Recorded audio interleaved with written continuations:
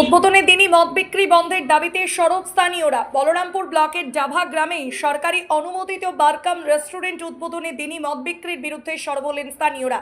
তাদের দাবি, এলাকার মানুষের অজান্তেই সরকারি অনুমোদন আদায় করেছেন ওই বারকাম রেস্টুরেন্টের মালিক। ওই এলাকায় পাশাপাশি মন্দির ও স্কুল রয়েছে এবং ওই রাস্তা দিয়ে ছাত্রছাত্রীরা হাই স্কুল যাতায়াত করে।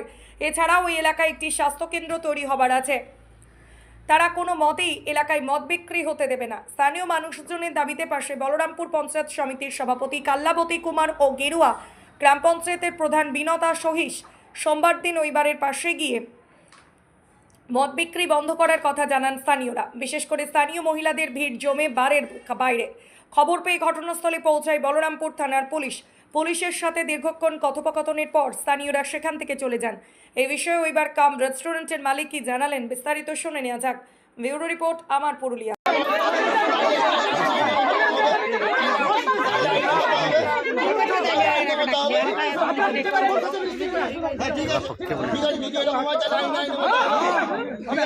কিন্তু গায়ের জোরে করা যাবে না।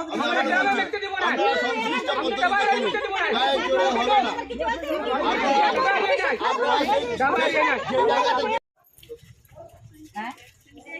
এখন আমি জায়গা কিনেছি তো অন্য কোথায় দেখো লাইসেন্স পাইছো বলে আমাদের এলাকায় তো ওইটা করতে এই কেটা কিনেছে এই কেটা কিনেছে এখন যদি লাইসেন্স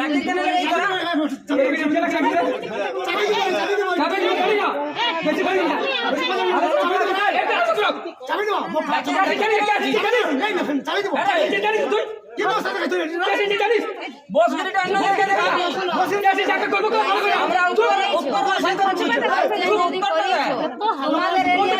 আমাদের গ্রামবাসী সবাই এখানে এসে যাতে ভালো হবে ওরা বলে যে আজকে যেমন না হয় এবং এই উদ্বোধন যদি অন্য দোকান করতে পারে কোনো সমস্যা নাই।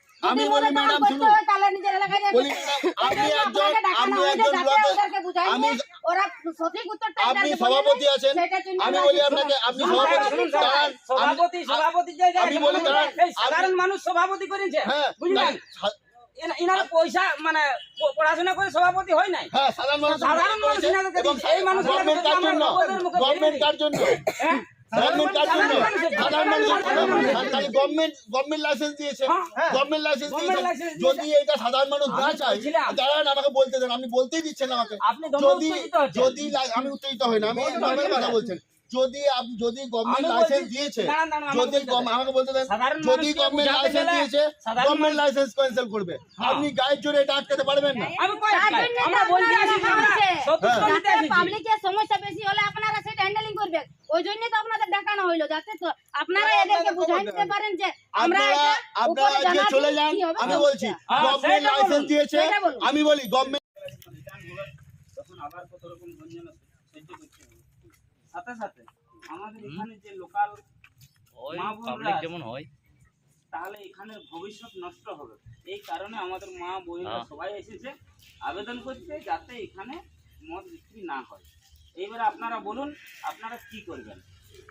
আমাদের সেই কোম্পানি থেকে লাইসেন্স করছি, হ্যাঁ আবার জীবনে বিক্রি করবো না, হ্যাঁ হ্যাঁ সরকার ডিপার্টমেন্ট থেকে যেটা আমার লাইসেন্স দিয়েছে, হ্যাঁ আমরা করছি, আমরা সার্ভে করেছি। হ্যাঁ ঠিক আছে, কবে সার্ভে হয়েছে? ওরা সার্ভে হয়েছে কবে?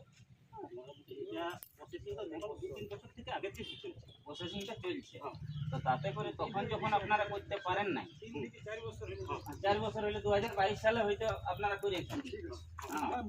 মানে গ্রামের লোকের সঙ্গে এইবার মনে করুন, আমরা তখন তো আপনাদেরকে বলছি যে আপনারা গ্রামের লোকের সঙ্গে বলতেন যে আমরা এখানে বিয়ার বার করব কি মদ ভাটি করব। তাহলে এখানে যদি আপনারা মদ ভাটি করেন, আপনাদের ওই এলাকা ফাঁকা জায়গায় করুন, কোনো অসুবিধা নাই।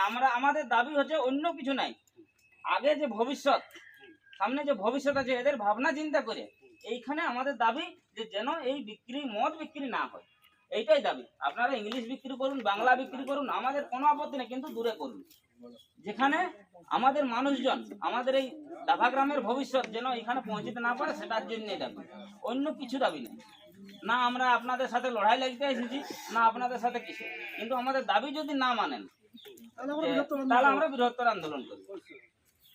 এখানে আমাদের অঞ্চলের প্রধান ম্যাডাম আছেন, সভাপতি ম্যাডাম আসছেন। আজকে আমরা সুস্থ শান্তিভাবে বলতে হবে। আমরা সুস্থ শান্তিভাবে আমরা বিরক্ত হবো না। আপনাদেরকে বলতে এসেছি।